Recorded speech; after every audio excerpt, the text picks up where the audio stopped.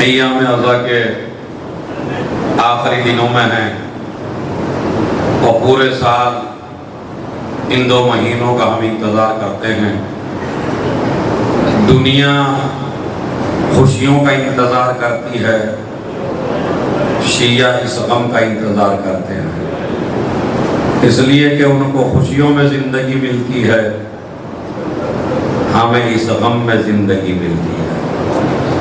خوشیاں زندگی دیتی ہیں 10 سال کی، 15 سال کی، 20 سال کی، یہ غم ہمیں زندگی دیتا ہے محشر تک کی۔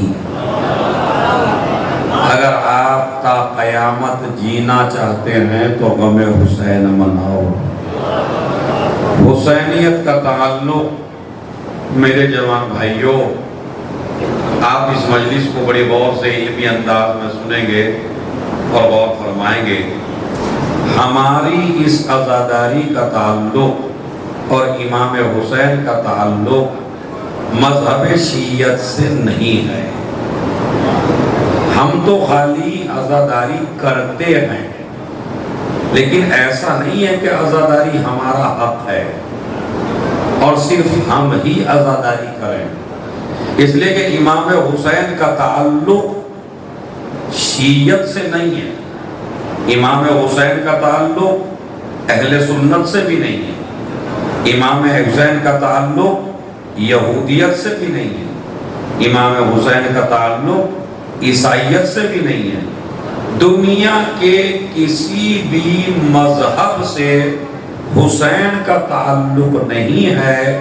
اب ایک جملہ جتنی آپ نے داد دی شیروں پر، پہلا ہی جملہ ایسا کہہ رہا ہوں جس سے آپ متوجہ ہو جائیں۔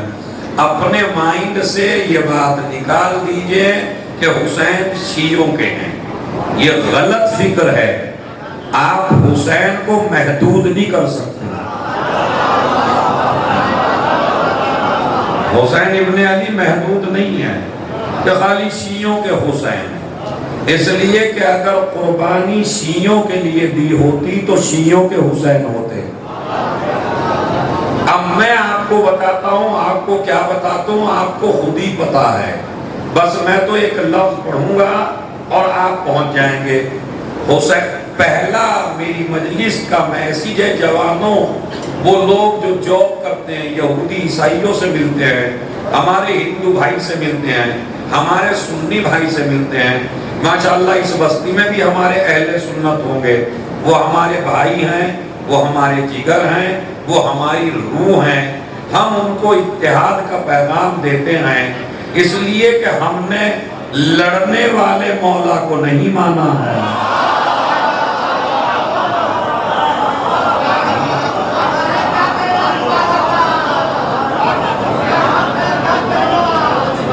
ہم نے کسی لڑنے والے مولا کو نہیں مانا، ہم نے صلح پسند مولا کو مانا، ہم نے انصاف پسند مولا کو مانا، ہم نے شرافت پسند مولا کو مانا ہے، ہم نے طہارت پسند مولا کو مانا ہے، ہم نے عدالت پسند مولا کو مانا ہے۔ ہم لڑائی نہیں چاہتے، ہم جھگڑا نہیں چاہتے، اور ایک پروف میں آپ کو دوں، مجھے شکوہ ہے اپنے سنی بھائیوں سے نہیں، سنی بھائیوں کے مفتیوں سے، کہ ہمارے منبر سے تو ہمیشہ اتحاد کا پیغام گیا، مگر ان کی مسجد سے کبھی اتحاد کا پیغام نہیں آیا۔ بتائیے مجھے آیا ہو کبھی؟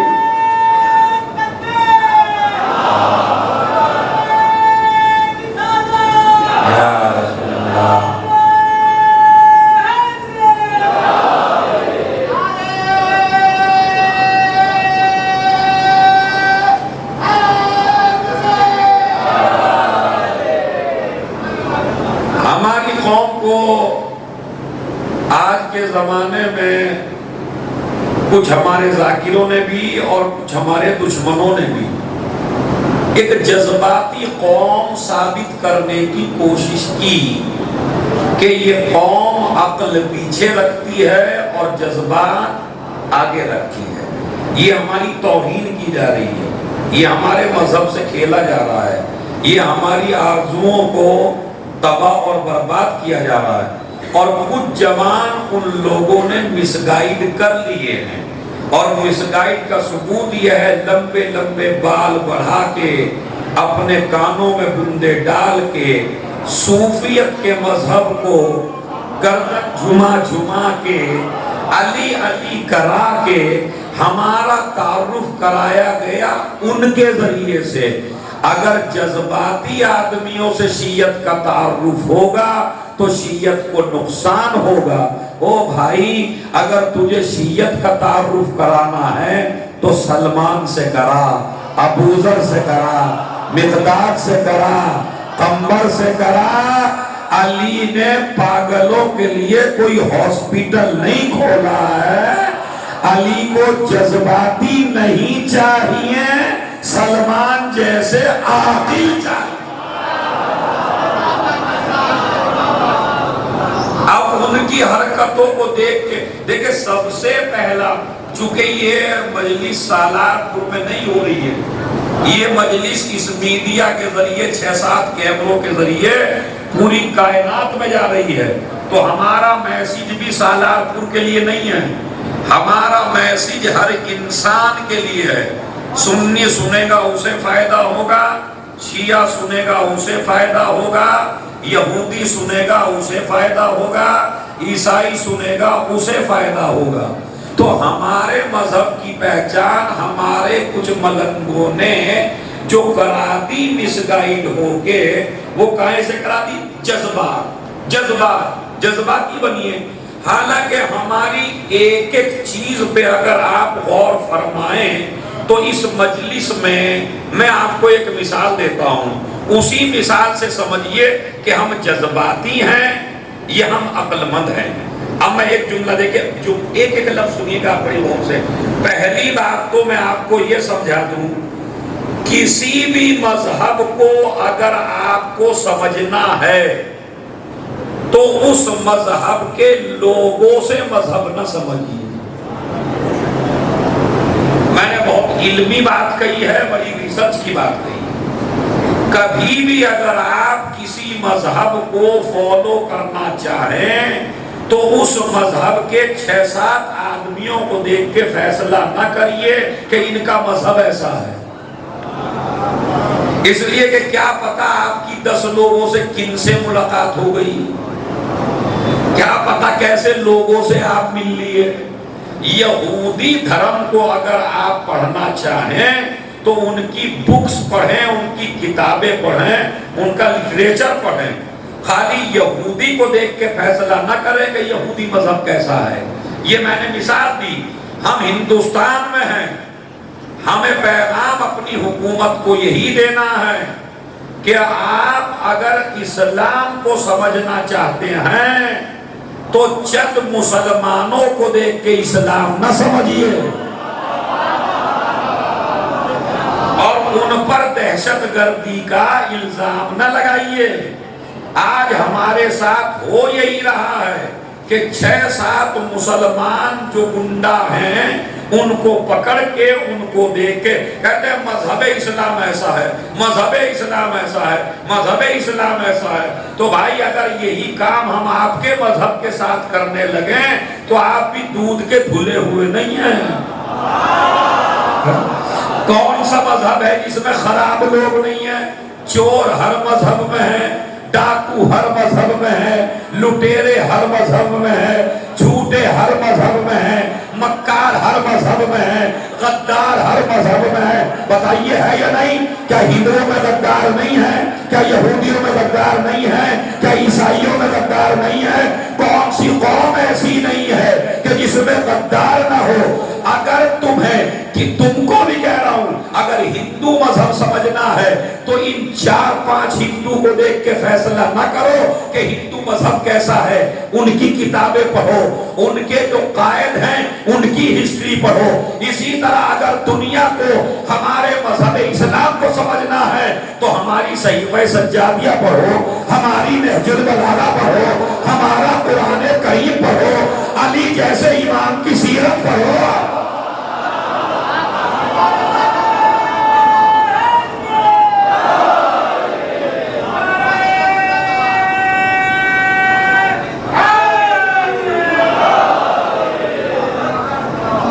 ایمانداری سے ہو رہا یا نہیں ہو رہا؟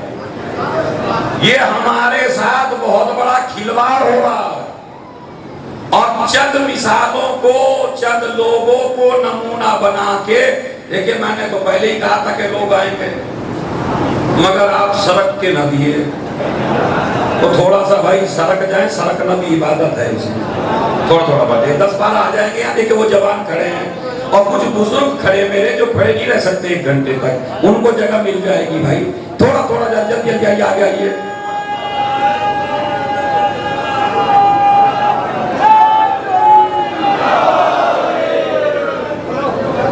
ایک صلوات اور پڑھیں محمد اور آل محمد.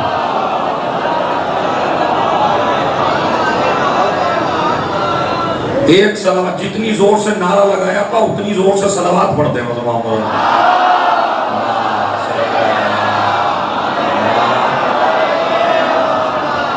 بس اب جو جہاں ہے وہ وہیں رہے، کیونکہ وقت بھی کم ہے اور جلدی جلدی آپ بات سنیے.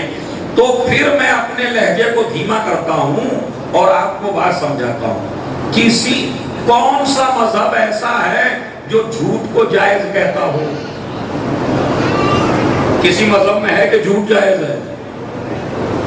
کسی مذہب میں ہے جو ظلم کی اجازت ہو؟ ان میں نہیں ہے. مگر مسلمانوں میں بھی ظالم ہیں اور ہندوؤں میں بھی ظالم ہے یا نہیں ہے؟ تو مذہب نہیں کہتا ظالم بنو، مگر ہم ظالم ہیں. ایک صلوات پڑھے محمد.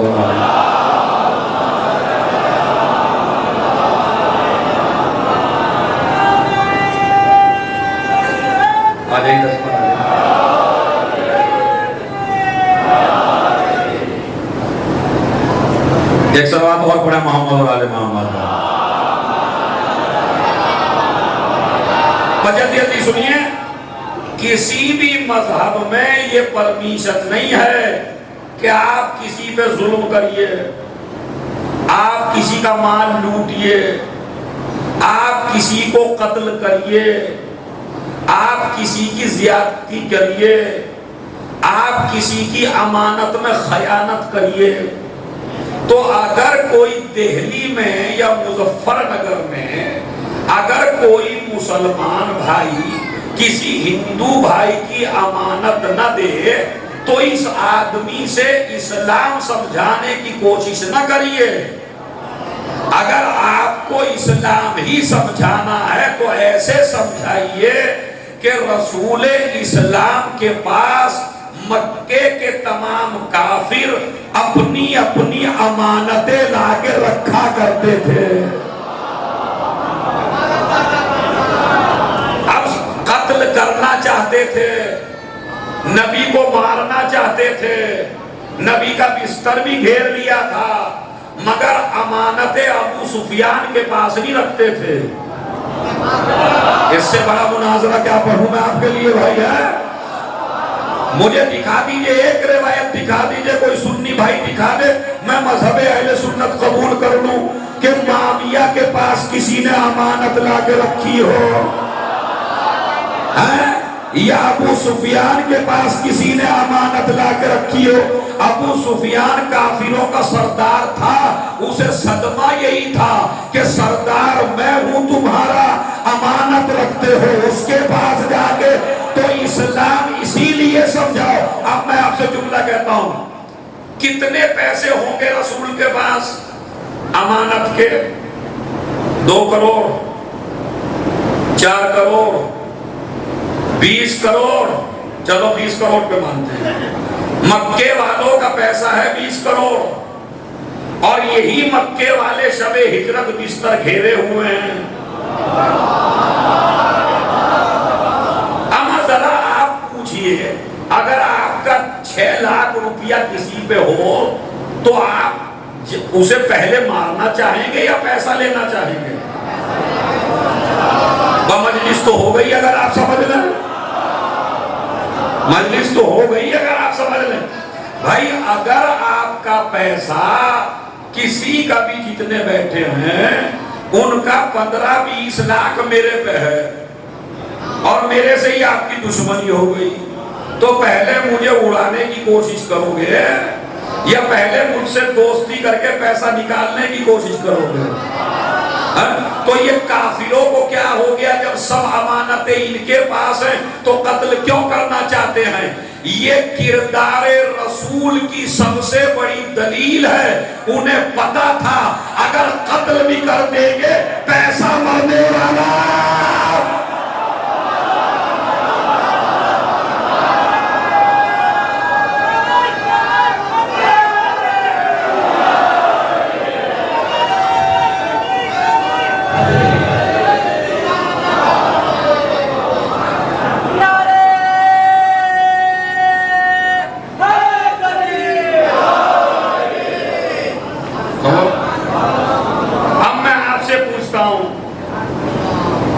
ادھر انہوں نے کہا مجھے شب ہجرت نہیں پڑھنا ہے، مجھے پروف دینا ہے کہ چند مسلمان اگر کہیں مال لوٹ لیں تو ان کے ذریعے اسلام نہ پہچانوائیے۔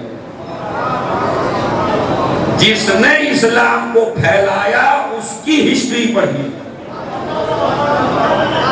وہ یہ کہتے ہیں کہ خیانت کاری کسی بھی مذہب کے ساتھ جائز نہیں ہے۔ ہمارے رسول کا فرمان رہی ہے، ہمارے نبی کا فرمان، یہ سن لیں ہمارے ہندو بھائی، یہ سنیں حکومت والے بھی سنیں، ہمارے رسول کا فرمان ہے کسی کافر کے ساتھ بھی آپ غداری نہیں کر سکتے، اور اگر آپ غداری کر رہے ہیں تو آپ مسلمان نہیں ہیں۔ اسلام غداری کے بعد دائرہ اسلام میں نہیں رہنے دیتا، کہتا اب آپ سے اسلام کا کوئی تعلق، یا غدار بنو یا مسلمان بنو، دونوں ایک ساتھ نہیں ہو سکتے، غدار بھی ہو اور مسلمان بھی ہو۔ اب میں اپنے والوں کو بھی تبلیغ کر دوں، بھائی کا حق بھی مارے اور علم بھی اٹھائے۔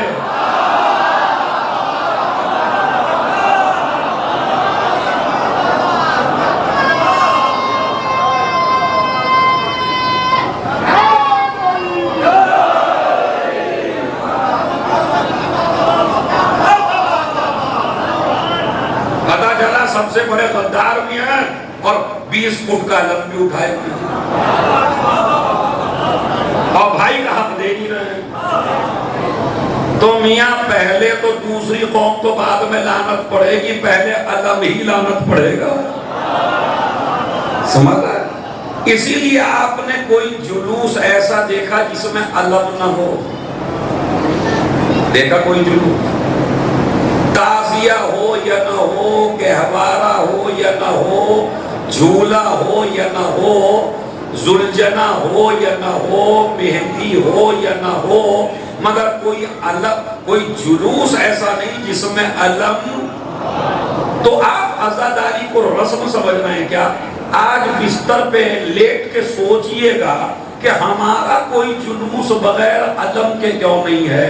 اور یہ سب سے بڑا میسج ہے ہر مذہب کے لیے، بھائی ہم علم کو ہر جلوس میں اس لیے رکھتے ہیں تاکہ ہم دنیا کو پیغام دے سکیں ہمارا تعلق وفاداروں سے ہے، غداروں سے نہیں۔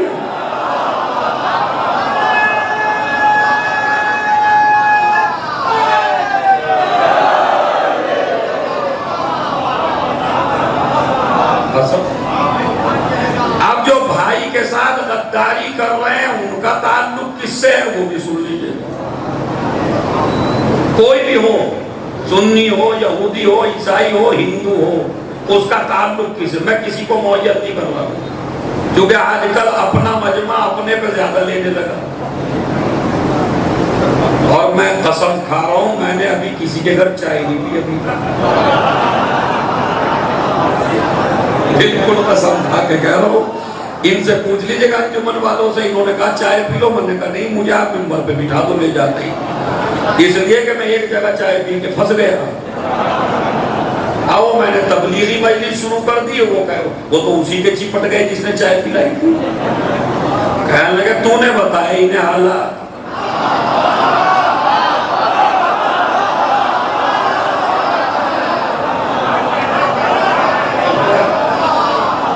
انہیں کیا پتا کہ یہاں کیا ہے؟ سارا تو نہیں بتایا اسے. اور چائے پلانے والا کیا ایسا ہو گیا جیسے پتہ نہیں کتنا بڑا جرم کر دیا ہو، اور میں پی کے بھی مجرم بن گیا. تو میں اس لیے چائے بعد میں پیتا ہوں، مجلس پہلے پڑھتا ہوں تاکہ آپ اسے بدنام نہ کر سکیں. ارے جناب پوری مجلس ہمیں پہ تو پڑھ دی. ارے قبلہ نے کیا ہی کیا؟ تو انہوں نے بتا دیا تھا، ساری ہمارے اوپر ہی فٹ کر دی. تو پہلی تو بات یہ ہے، اگر آپ کو روایت اور آیت سے فٹ ہوتے ہوئے اتنا ڈر لگتا ہے تو کردار اتنا اچھا بنا لو نا.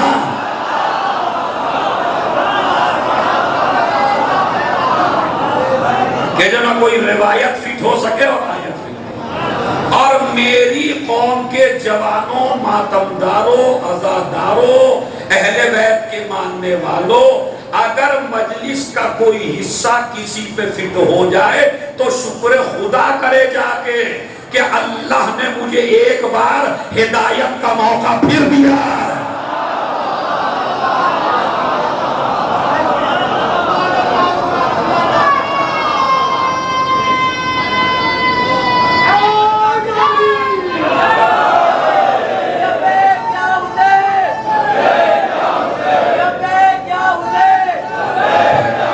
مل کے لبیک یا حسین.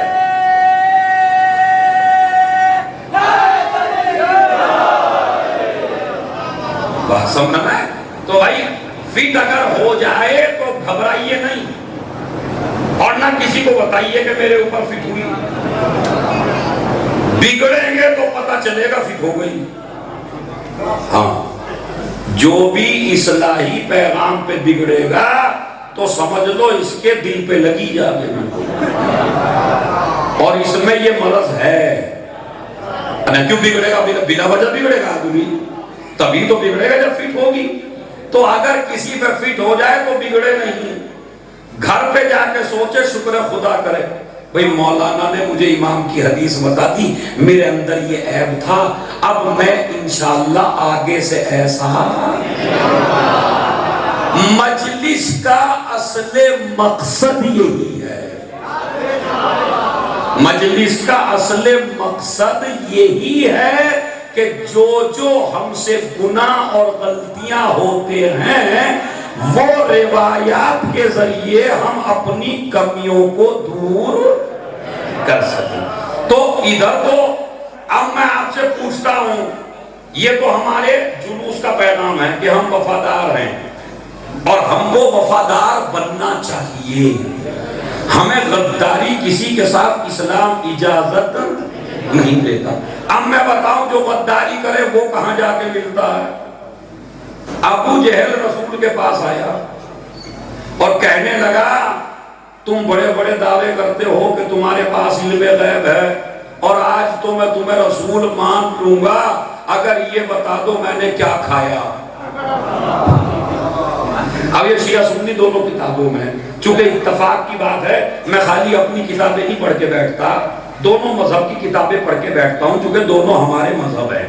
بات سمجھ رہے ہیں؟ جو سنی ہے وہی شیعہ ہے، اور جو شیعہ ہے وہی سنی ہے. الگ الگ ہم نہیں ہیں، الگ الگ بٹنے کی ضرورت نہیں ہے. تو ہم ایک ہی ہیں، وہ ہمیں ایک مانے نہ مانے. آپ یہ نہ کہیے آج کل ہمارے جوان کچھ مس گائیڈ ہو رہے ہیں، ارے قبلہ وہ تو مانتے نہیں ہیں.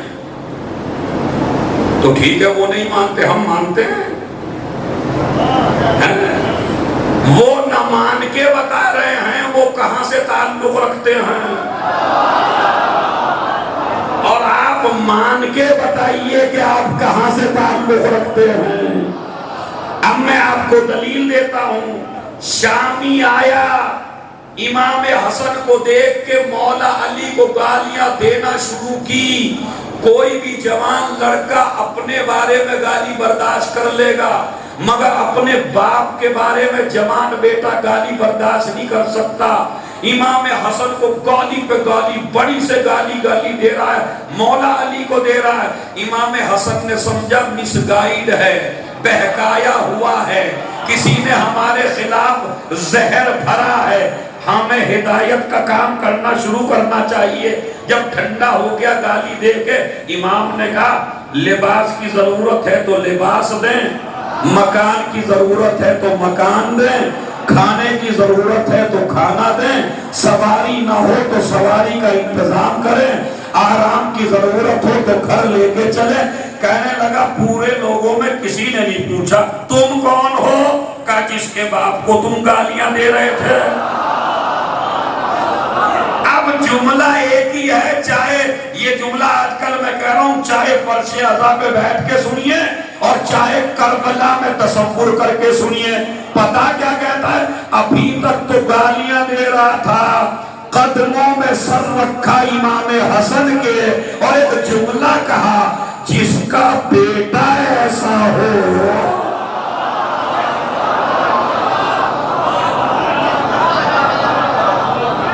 اس کا باپ کیسا ہوگا؟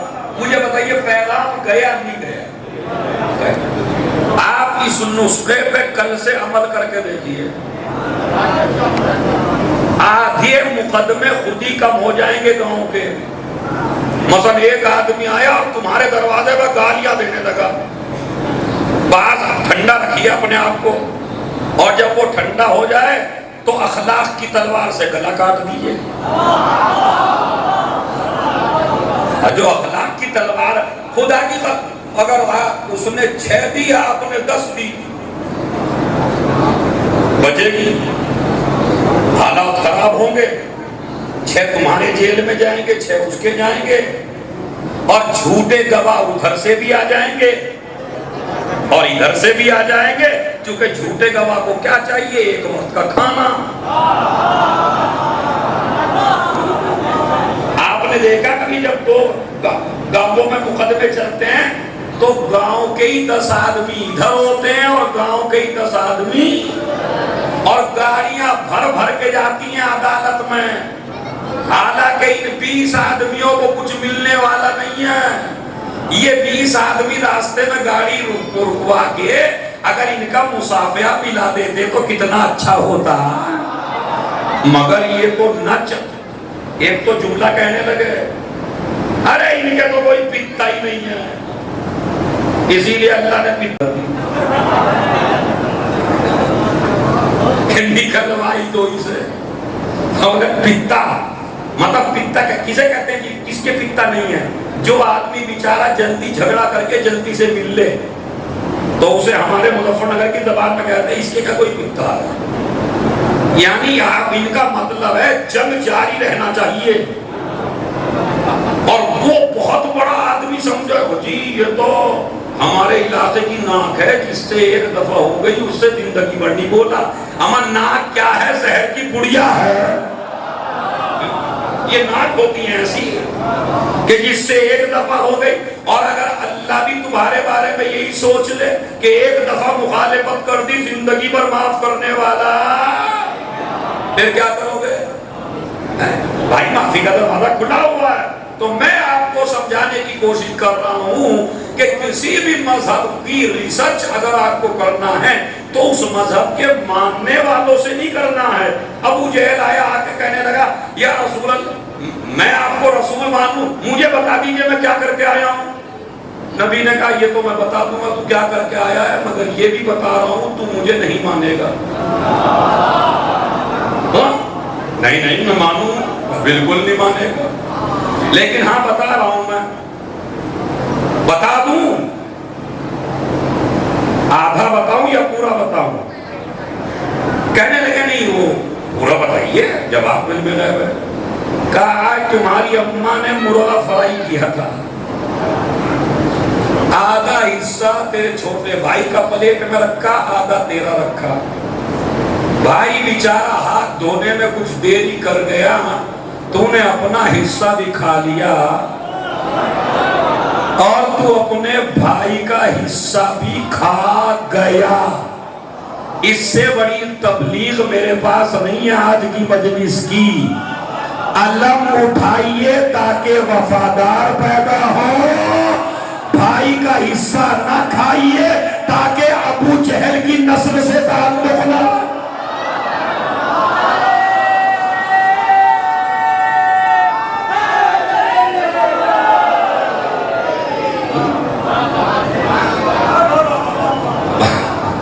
سمجھ رہے ہیں؟ تو اب وہ بتائیے. اب کہنے لگا نہیں میں نے نہیں کھایا، میں نے نہیں کھایا. نبی نے کہا اگر میں اشارہ کر دوں تو پیٹ سے مرغا گواہی دے گا. ابھی نبی نے اشارہ کیا ہی تھا کہ پیٹ سے آواز آنے لگی یا رسول اللہ آپ سچ فرما رہے ہیں. لوگ کہتے ہیں ایسا کیسے ہو گیا؟ ارے جب چبا لیا ٹکڑے ٹکڑے ہو گیا، بوٹی بوٹی کر کے کھا لیا تو یہ کیسے بولا؟ میں نے کہا تو نے قرآن ہی نہیں پڑھا ہے مولوی صاحب. اگر ابراہیم کی آواز پر ٹکڑے ٹکڑے ہوئے سارے پرندے آ سکتے ہیں.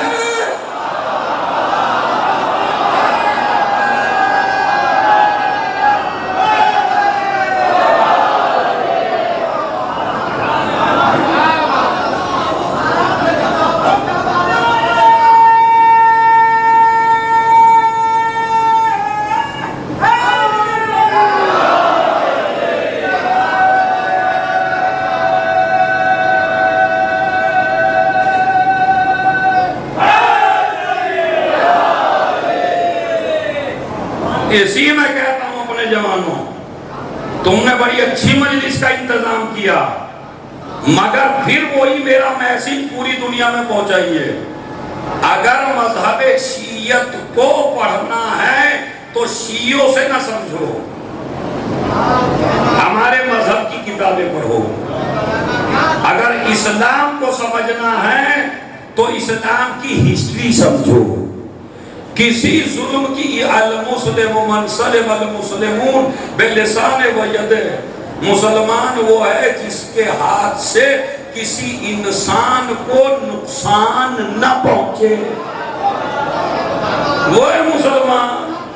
اور اب آپ کہہ رہے ہیں اچھا تو پھر یہ کون سے مسلمان ہیں جو گنڈے ہیں؟ یہ کون سے مسلمان ہیں جو دہشت گرد ہیں؟ ارے یہ تو آپ کو بھی نہیں چھوڑ رہے ہیں. ہم نے کہا مجلس کر کے یہی تو بتا رہے ہیں کہ اسلام دو ہیں. ایک علی والا اسلام ہے، ایک معاویہ والا اسلام ہے. ایک رسول والا اسلام ہے، ایک ابو سفیان والا اسلام ہے. ایک فاطمہ والا اسلام ہے، ایک ہندہ والا اسلام ہے. اس کے مسلمانوں کو ان مسلمانوں سے نہ جوڑیے.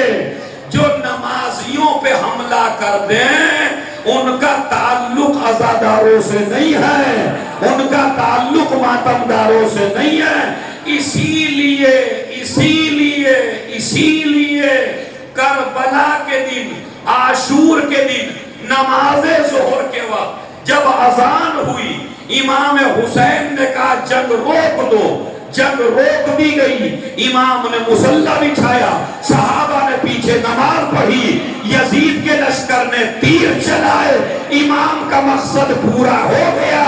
اپنے نانا کا دین قیامت تک دنیا کو پہنچا دیا. جو نمازیوں پہ تیر چلائیں وہ میرے نانا کا اسلام نہیں.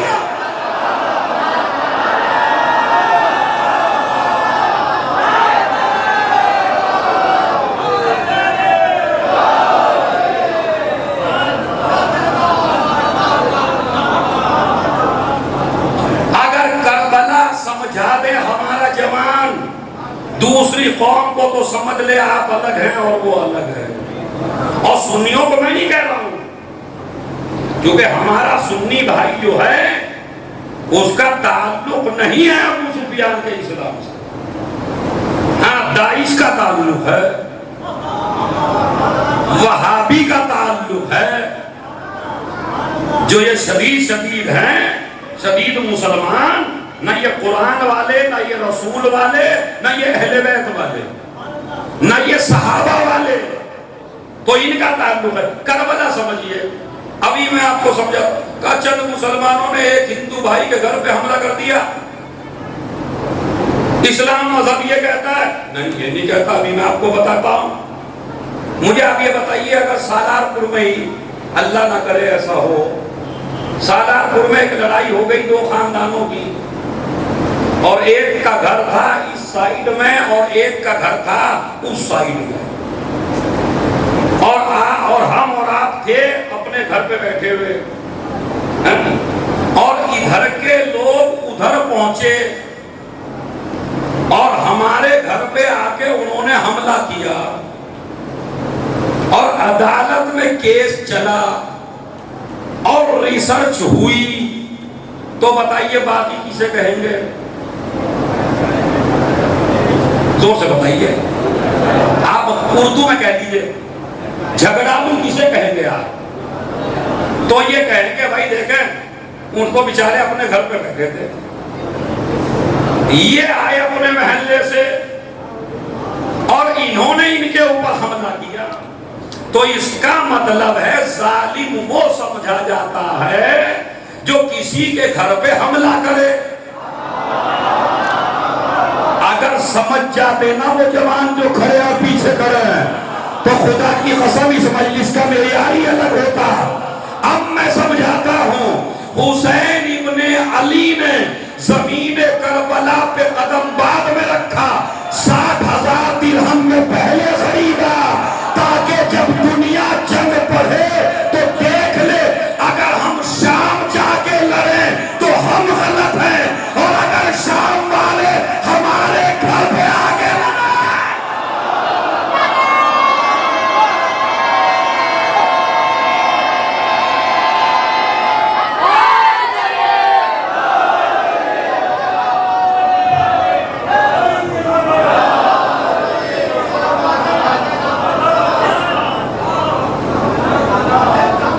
بتائیے سوچ کے، زمین کربلا کیوں خریدی حسین نے؟ ورنہ وہ زمین تو خود حسینی کی تھی، زمین کربلا خریدنے سے پہلے بھی حسین کی تھی۔ آپ کہیں گے گارنٹی اس لیے کہ امام وقت ہے حسین، حسین امام وقت ہے، پوری دنیا کے مالک ہیں حسین، مگر اس مسئلے کو شیعہ تو سمجھتے، ہمارا ہندو بھائی یہودی بھائی نہ سمجھتا، چونکہ ہمارے عقیدے کی بات ہے، اس لیے انہوں نے خرید لی، اور خریدی تو ادھر سے لشکر آئے، تو اس کا مطلب ہے حملہ کس نے کس پہ کیا؟ اب آپ کہیں وہ بھی تو مدینے سے چلے تھے، تو کیا آپ ایک ہی گاؤں میں اپنا گھر خریدتے ہیں؟ کیا مظفر نگر کے علاقوں کا دلی میں گھر نہیں ہے؟ کیا ہندوستان کے آدمی کا دبئی میں گھر نہیں ہے؟ کیا ہندوستان کے آدمی کا امریکہ میں گھر نہیں ہے؟ ہوتا ہے نہیں ہوتا؟ تو آدمی گھر کہیں بھی لے سکتا ہے، ہر جگہ امن امان صلح پسند بات کہی جا رہی ہے، مگر ایک تو حملہ ہوا، دوسری بات اور سنیے، زمین کیوں لی امام نے؟ اس لیے کہ ہمارے جو جوان ہیں کچھ وہ بھولے ہیں، واقعی ہمارے کچھ جوان بڑے بھولے ہیں، اور کچھ مسلمان بھی بڑے بھولے ہیں، اس لیے کہ انہوں نے ناٹک بہت کیے یزید والوں نے، مثلا نماز اذان ہوتے ہی مصلی بچھا دیا وہیں کربلا میں، یہ نہ سمجھیے معنی ہو رہا تھا، ادھر اذان دی سمر ملعون نے اور انہیں، اور ادھر مصلی جلدی ہوئے نماز کا وقت ختم نہ ہو جائے، ادھر مصلی پیچھے ہیں، ادھر ان کی عورتوں نے منتیں بھی مان رکھی ہیں، یزید جیتے گا تو ہم اونٹ ذبح کریں گے، تو منت بھی ادھر تھی، نماز بھی ادھر تھی، روزے بھی مان رکھے تھے لوگوں نے۔ آج میں جواب دے دوں، ہم روزہ کیوں نہیں رکھتے عاشور کے دن؟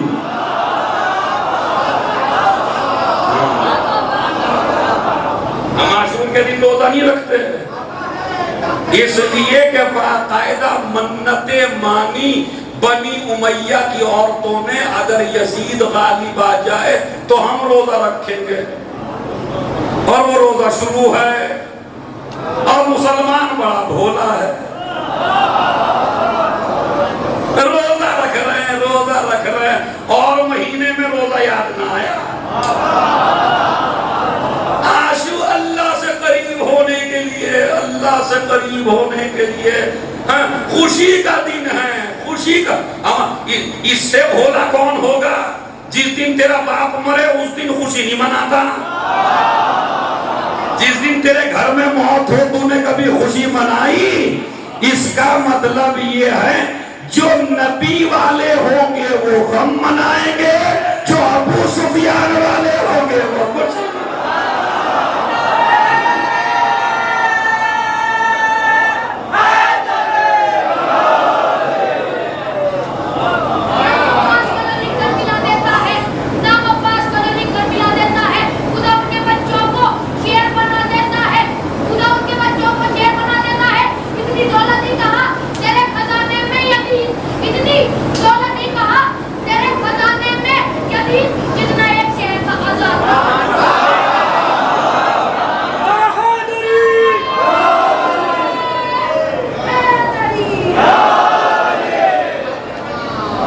بڑے بھولے ہیں یہ۔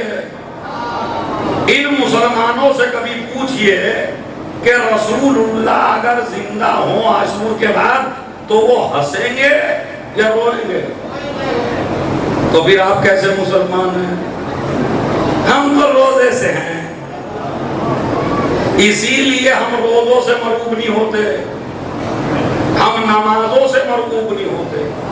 ادھر بھی روزے رکھے گئے فتح کی خوشی میں، باقاعدہ 4 مسجدیں بنی قتل حسین کی خوشی میں، شام کے اندر 4 مسجدیں منتی بنی کہ حسین کے اوپر یزید غالب آ جائے تو ہم مسجد، اسی لیے ہم ہر مسجد کو اللہ کا گھر نہیں کہتے۔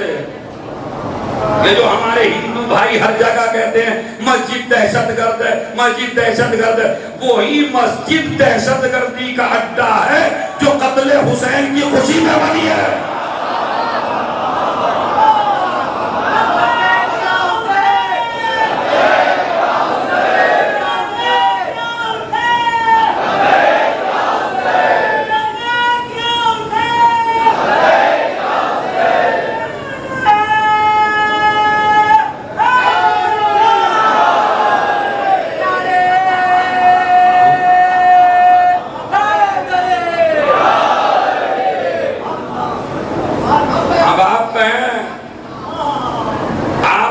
مسلمان حافظ قرآن ہو کے کہیں مسجدوں کی توہین، مسجدوں کی توہین کیا کرتی؟ مسجد زرار میں رسول نے آگ لگوائی ہے نہیں؟ جو مدینے میں منافقوں نے مسجد بنائی تھی، مسجد زرار جو مسجد نبوی کی ضد میں بنی تھی، تو قرآن کہتا ہے یا نہیں کہ مسجد زرار ہے؟ تو اس کا مطلب ہے ہر مسجد قابل احترام نہیں ہے۔ جو قتل حسین کی خوشی میں بنے وہ دہشت گردی کا اڈا ہے، مسجد نہیں ہے۔ ارے وہ تو نماز پڑھ رہے تھے، شمر گلا کاٹا تھا، اللہ اکبر کہہ رہا تھا، مسلمان تو تھے ہی۔ اب میں آپ کو بتاتا ہوں، نہ مسلمان تھے، نہ شیعہ تھے، نہ انسان تھے۔ کتنے دعوے کیے میں نے؟ پہلے بولے کتنے دعوے کیے؟ پہلا دعویٰ مسلمان نہیں تھے، دوسرا دعویٰ شیعہ نہیں تھے، تیسرا دعویٰ اب دعوے کی دلیل سننی اور مجلس تمام ہے۔ اس کے بعد بس جملہ سنیے، تحفہ لے کے جائیے آج کی مجلس میں جو آئے ہیں۔ امام حسین نے لشکر کی جو ترتیب رکھی بھیجنے کی، لشکر کی ترتیب یعنی بھیجنے کی اپنے بچوں کو، اس ترتیب سے دونوں دعوے ثابت ہیں، تینوں دعوے ہیں۔ نہ مسلمان، نہ شیعہ، نہ انسان۔ اب جملہ سنی، ایک ایک آدمی پوری طاقت سمیٹ لے اپنے بازو میں اور یہ منظر بھائی ہر کیمرہ دکھائے یہاں سالار پور کا انشاءاللہ، چونکہ میں مقتل پڑھنے لگا ہوں۔ ترتیب کیا رکھی؟ کہا یہ لوگ دعویٰ کر رہے ہیں نمازیں پڑھ پڑھ کے کہ ہم مسلمان ہیں، تو سب سے پہلے حسین نے جنگ کرنے کے لیے علی اکبر کو بھیجا۔ نہیں ابھی آپ سمجھے ہی نہیں، علی اکبر ہو بہو رسول ہے۔ ارے توجہ کیا توجہ، خدا کی قسم ہے۔ معاویہ تک کہتا ہے کہ خلافت کا سب سے بڑا حقدار حسین کا بیٹا علی اکبر ہے، اس لیے کہ رفتار میں بھی رسول، گفتار میں بھی رسول، کلام میں بھی رسول، بولنے میں بھی رسول، چلنے میں بھی رسول۔ رسول کو دیکھ لو یا اکبر کو دیکھ لو، اکبر کو دیکھ لو یا رسول کو دیکھ لو، یہ دعویٰ کر رہے ہیں ہم مسلمان ہیں۔ میں نے ان کے سامنے سب سے پہلے اکبر کو بھیجا، اگر یہ رسول والے ہیں تو اکبر کو قتل نہیں کریں گے۔ ارے بھائی جوانوں، خدا کی قسم ایک ایک آدمی کا کسی کا ہاتھ نہ رہ جائے بغل میں۔ کیا اگر یہ رسول والے ہیں تو یہ اکبر کو قتل نہیں کریں گے؟ جب اکبر کو قتل کر دیا، حسین نے کہا یہ مسلمان نہیں ہے، اس کے بعد لوگ کہنے لگے شیعوں نے مارا، شیعوں نے مارا، تو پھر اس کی دلیل یہ تھی عباس ہو بہو علی ہے۔ دے بھائی کیمرے والے سب دے اسے پیغام کو، عباس ہو بہو علی ہے۔ اگر ان میں کوئی شیعہ ہے تو عباس کو قتل نہیں کرے گا، مگر جب عباس کو قتل کر دیا، علی نے حسین نے دوسرے وعدے کا انکار کیا۔ ان میں مسلمان بھی نہیں ہے، ان میں شیعہ بھی نہیں ہے۔ کچھ چاپلوس مسلمان آگے بڑھے، کہنے لگے ٹھیک ہے شیعہ نہیں ہے، ٹھیک ہے علی والے نہیں ہیں، ٹھیک ہے رسول والے نہیں ہیں، مسلمان تو ہیں، تیرے نانا کو نہیں مانتے تو قتل کرے گا، تیرے بابا کو نہیں مانتے تو قتل کرے گا، کم سے کم لشکر یزیدی میں انسان تو ہیں۔ آخر وقت میں علی اصغر کو لے جانے کائنات میں میسج دے دیا، اگر انسان ہے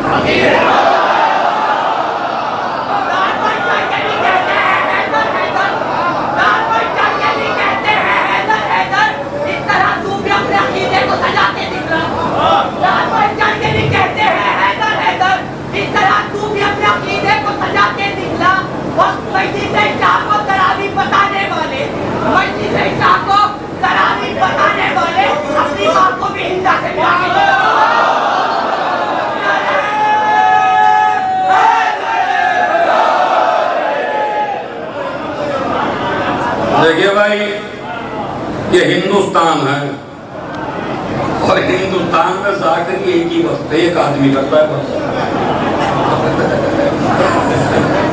پاکستان میں تو کئی کئی کرتے ہیں، لیکن ہندوستان کا قانون ہے ذاکر ایک ہی کرے گا۔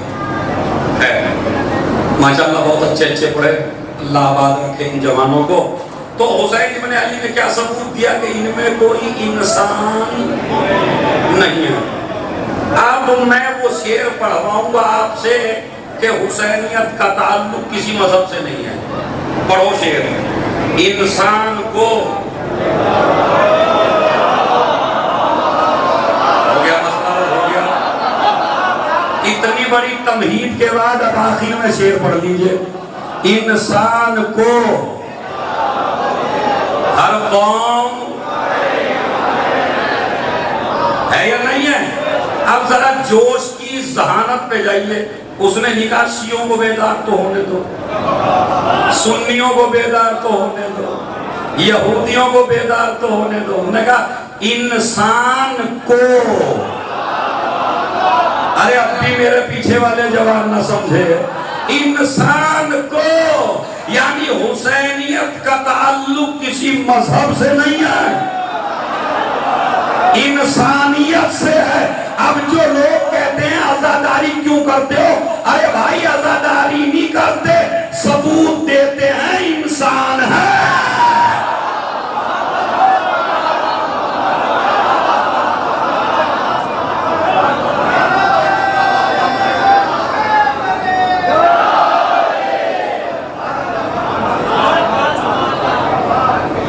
یہ ثبوت ہے کہ ہم انسان ہیں. انسانیت ہے تو حسینیت ہے. کبھی آپ نے یہ اپنے ضمیر سے پوچھا کہ دنیا کا ہر مذہب حسین کو کیوں مانتا ہے؟ کبھی پوچھا آپ نے؟ نہیں پوچھا تو آج پوچھئے. یہودی حسین, عیسائی حسین کو, ہندو پتہ نہیں ہمارے ہندوستان میں کتنے ہندو بھائی لوگ تعزیہ اٹھاتے ہیں. ہم سے تو داڑیاں ہلا ہلا کے تمہیں کیا ملتا ہے. ارے ان ہندو عورتوں سے پوچھو, آج کے زمانے میں بھائی نہ دے تو بھائی بھائی سے نہیں مانگتا. اگر کسی مذہب کو حسین نہ دیتے, اس مطلبی دنیا میں آدمی باپ کو نہ پوچھے اور حسین سے مانگے تو اس کا مطلب ہے تجھے ملے نہ ملے مگر اسے ملا ہے جو تعزیہ اٹھا رہا ہے.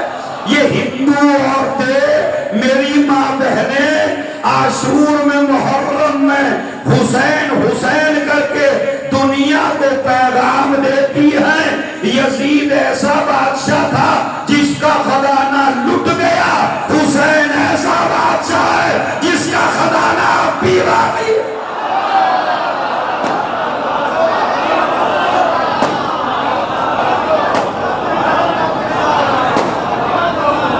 اور آخری جملہ سنیے, وقت آخری جملہ.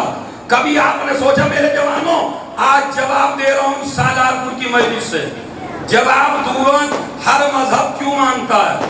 جواب میرا آپ پہلے دیجئے. تمہاری نظر میں انسانوں میں سب سے زیادہ کس کی اہمیت ہے؟ بتائیے دوست. سب سے زیادہ انسانوں میں آپ سے سب سے زیادہ پیار کون کرتی ہے؟ ہاں بولیے زور سے. ماں. تو انسانیت میں انسان کے لیے سب سے قیمتی کیا ہے؟ ماں. اب میں بتاؤں کہ حسین کیوں دنیا پہ چھائے ہوئے ہیں اور دنیا حسین کو کیوں مان رہی ہے. خدا کی قسم فلسفی جواب ہے, سائنسی جواب ہے. آپ ہر آدمی کو مطمئن کر سکتے ہیں بھائی, ہر لیڈر کو کوئی نہیں مانتا, ہر مذہب نہیں مانتا, مگر حسین کو ہر مذہب کیوں جواب سنیے, اس کے بعد مسائل شروع. جواب اس کا یہ ہے, انسان کے لیے سب سے قیمتی اس کی ماں ہے. میں آپ کو بتاؤں, جب راون اٹھا کے لے گیا سیتا جی کو اور دونوں بھائی تلاش میں نکلے, تو سیتا جی کی ہسٹری میں ہے کہ انہوں نے اپنے زیور اتار کے راستے میں ڈال دیے تاکہ میرا شوہر جب آئے تو زیوروں کو پہچانتے پہچانتے سمجھ لے مجھے کس جگہ رکھا گیا ہے. اب جب دونوں بھائی تلاش میں چلے تو بڑے بھائی کے دماغ میں آیا چھوٹے بھائی کا امتحان لوں. اب جو گلے کی چیز سب سے پہلے ملی, انہوں نے اپنے چھوٹے بھائی سے پوچھا, لکشمن سے, کہا یہ بتاؤ یہ کس کا ہے؟ کہا بھیا مجھے اس کا نہیں پتا ہے.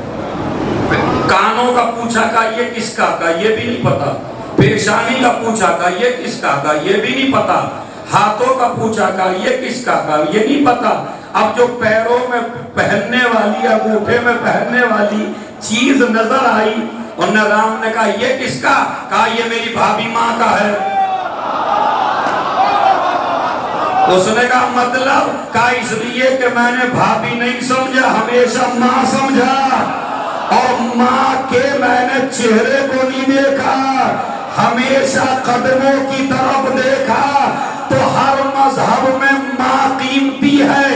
یزید نے جو جنگ شروع کی تو جس جگہ بیوی کو رکھا تھا اسی جگہ ماں کو رکھا تھا۔ وہ کہتا تھا کہ جو کام بیوی کے ساتھ جائز ہے وہی کام سوتیلی ماں کے ساتھ جائز ہے۔ حسین ابن علی نے اپنا گھر لٹا دیا، گھر نہیں لٹا لیا، ہر آدمی کی ماں کو بچا لیا۔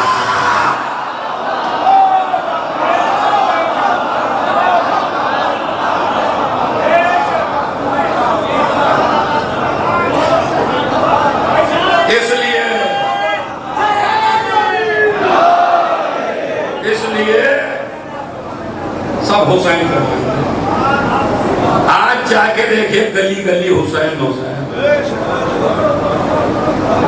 آج دنیا رو رہی ہے۔ کل بچی بھی روتی تھی تو تماچے لگتے تھے،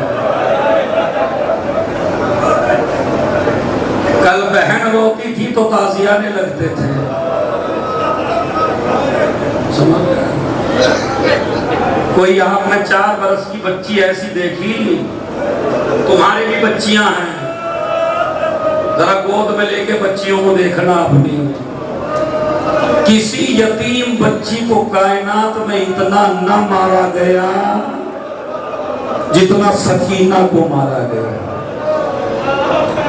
شمر کے ہاتھ میں ایک انگوٹھی تھی، ایسے تماچا نہیں مارتا تھا، انگوٹھی کے ساتھ ایسے منہ پہ مارتا تھا کہ بچی بلک کے کہتی تھی بھیا مجھے بچا لو۔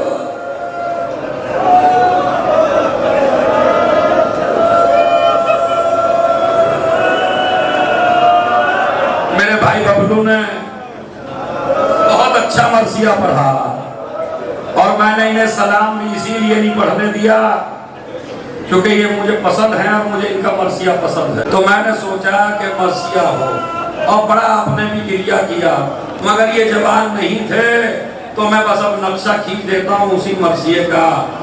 آل محمد کو رہائی مل گئی اور زینب نے سید سجاد سے کہا بیٹے یزید سے کہہ دے ایک مکان خالی کرا دے۔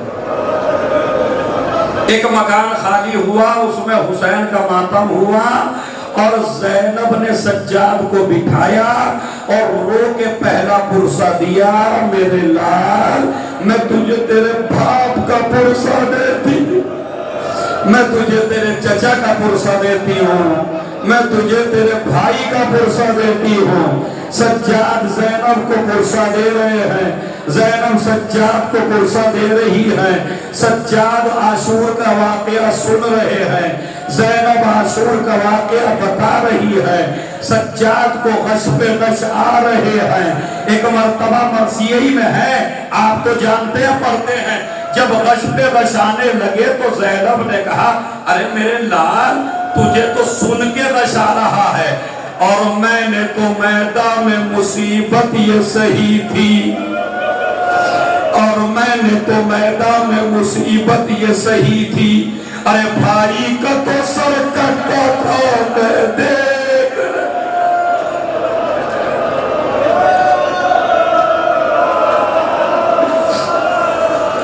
اربعین کی طرح ہوئیے گا، کوئی آدمی کسی کی شکل نہ دیکھے، کوئی آدمی کسی کو نہ دیکھے، نہ جانے کون مر جائے نہ جانے کون زندہ رہے، پرسہ دینا ہے، زہرا کا رومال تر کر کے بھیجنا ہے، اور میں نے تو میدان میں مصیبت یہ سہی تھی، بھائی کا تو سر کٹتا تھا میں دیکھ رہی تھی۔ ایک مرتبہ کہا بیٹے یزید سے کہہ دے ہمارے وارثوں کے سر بھی دے دے، ایک مرتبہ مجمع اکٹھا ہوا، شام کی عورتیں اکٹھی ہو گئی اور ادھر سے سر آنے لگے۔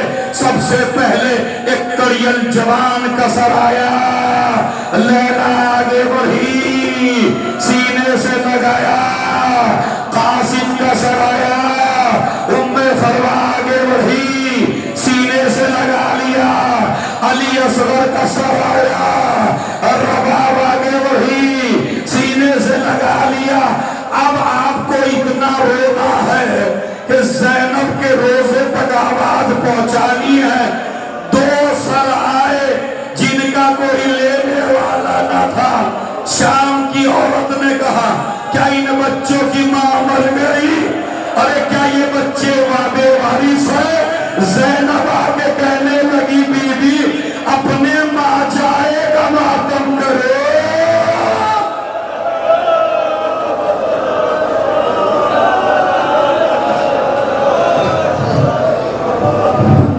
یہ اپنے بچوں کا ماتم کرو، ان کو بھی کوئی لینے والا نہیں ہے۔ ایک ننھی سی چادر آئی، سمجھ گئے ہوں گی میری ماں بہنیں اور جس چادر کا کوئی لینے والا ہے، ماں نے چادر کو لے کے سینے سے لگایا، زندان میں پہنچی۔ ارے میری بچی چار، ارے روز پوچھا کرتی تھی اماں مدینے کب جائیں گے؟ چل میرے لال مدینے جا رہے ہیں۔ ابھی سنیے، حسین کا سر آیا، زینب نے اپنی گود میں لے لیا، بین کرنے شروع کیے۔ آخر میں علامہ رشید ترابی کہتے ہیں مجمع کھڑا ہوا تھا، پوری عورتیں رو رہی تھی، کہا ہوشیار حسین کے علمدار، عباس کا سر آ رہا ہے۔ عباس کا سر آیا، دشت میں رکھ دیا۔ ایک ایک بی بی نے ماتم کیا۔ زینب دشت کے قریب گئی، عباس کا سر اٹھایا، چہرے کے سامنے کیا، آنکھیں کھلی ہوئی تھی۔ اب جو عباس کی نظر زینب کے سر کو پڑی، آنکھوں کو بند کر لیا۔ ایک مرتبہ کا خیرتدار بھائی، تو نے دیکھا آنکھیں بند کر لی، ارے شرابیوں کا مجمع۔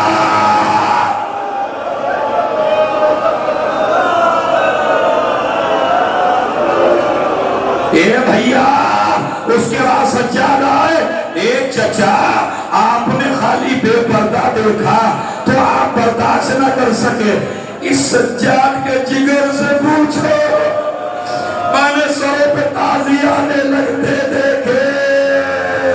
اس کے بعد کا پھوپی اماں میرے چچا کا سر مجھے دے دو۔ چچا کا سر گود میں لیا، میری طرف دیکھیے، گود میں لیا، کپڑے میں لپیٹا، لبوں پہ لب رکھے، قصے سنانے شروع کیے۔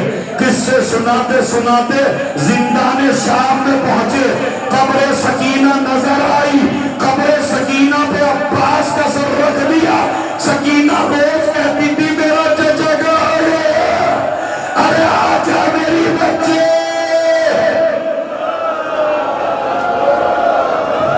تیرا چچا آ گیا۔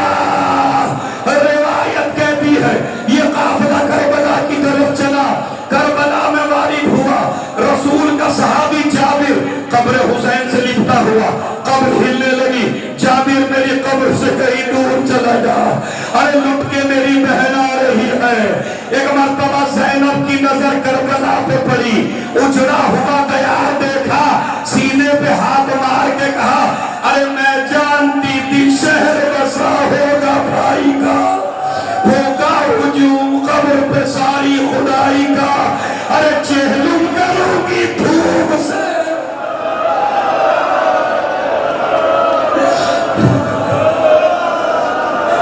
پرسانیاں کوئی نہیں زہرا کی جائی کا، منہ ڈھانپنے کو آپ ہی بدلہ بھی لیتی ہوں اور اپنے دل کو آپ ہی پرسا بھی دیتی ہوں۔ بین کر رہی ہے، گھٹنیوں کے بل چلتے چلتے قبر حسین پہ لیٹ گئی۔ بھیا بازاروں میں پھری، درباروں میں پھری، تماچے لگے، تازیانے لگے۔ بھیا سب کچھ پوچھنا، سکینہ کو نہ پوچھنا۔ زندان شاہ میں مر گئی۔ آخری جملہ عباس کا علم آپ کے سامنے آئے گا۔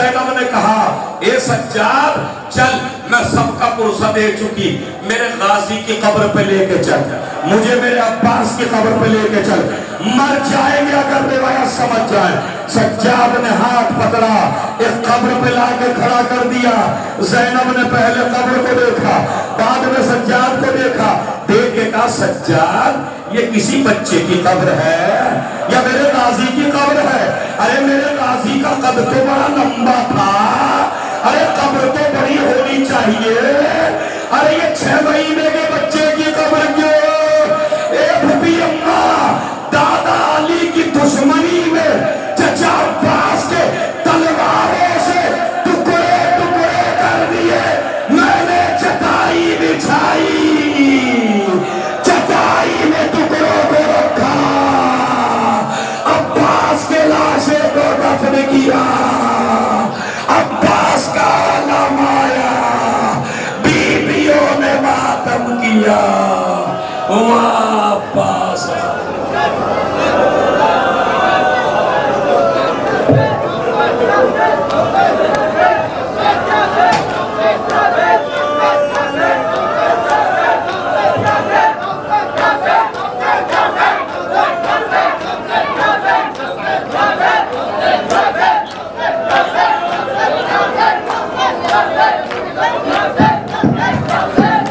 Hello.